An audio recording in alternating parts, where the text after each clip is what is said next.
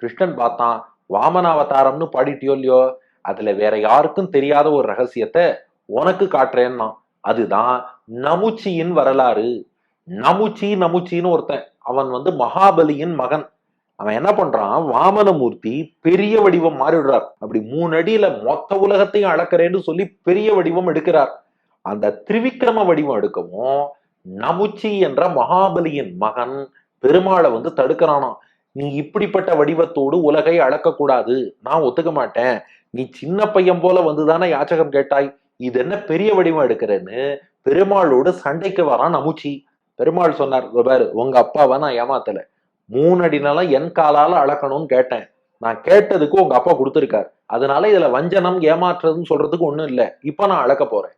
அப்போ நமுச்சி சொன்னானா, எங்க அப்பா கொடுத்ததெல்லாம் சின்ன வடிவத்தை பார்த்து தானே கொடுத்தார்.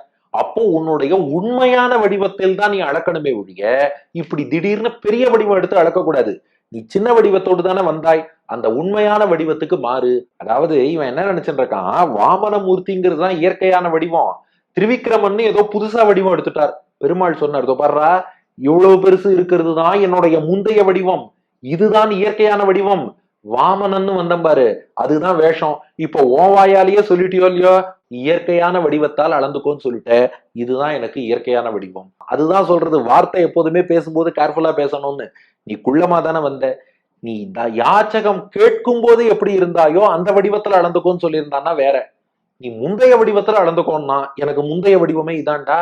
வாமனன்கிறதா நடுவுல ஏறிட்டு வந்த வடிவம். முந்தைய வடிவம், இயற்கையான வடிவம், old form, ancient form, natural form, அத்தனையும் இதுதான், அளந்தே தீருவேன்னா சொல்லவும் அந்த நமுச்சிக்கு கோபம் வந்துருச்சு. அவன் என்ன பண்ணானா, மண்ணு நமுச்சியை, என்னது இது, நான் உன்னை அளக்க கூடாதுங்கிற, மீறி என் பேச்சையே தப்புன்னு சொல்லி என்னையே இலக்காரமா பேசுறியா, நீ எந்த வடிவத்திலையும் அளக்க கூடாது, நீ பூமியை அளப்பதை நான் அனுமதிக்க மாட்டேன்னா. அப்ப பகவான் பார்த்தாராம், பார், நீ பேச்சு பேசா இருந்தது, அதுக்கு பதில் சொன்னேன்.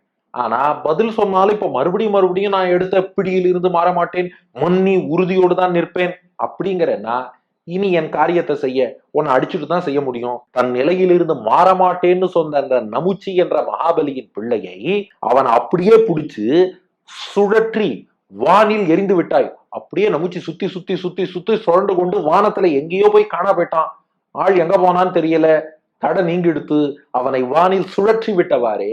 அதுக்கப்புறம் வலது திருவடியால் மண்ணுலகம், இடது திருவடியால் விண்ணுலகம் என்று இவற்றையெல்லாம் அளந்து, அதுக்கப்புறம் 3வது அடி எங்க வைக்கிறதுன்னு கேட்க, மகாபலியின் தலையிலேயே வச்சுக்கோன்னு சொல்லி அப்புறம் பிரார்த்தித்தான்ங்கிறது மேற்கொண்டு நடந்த வரலாறு.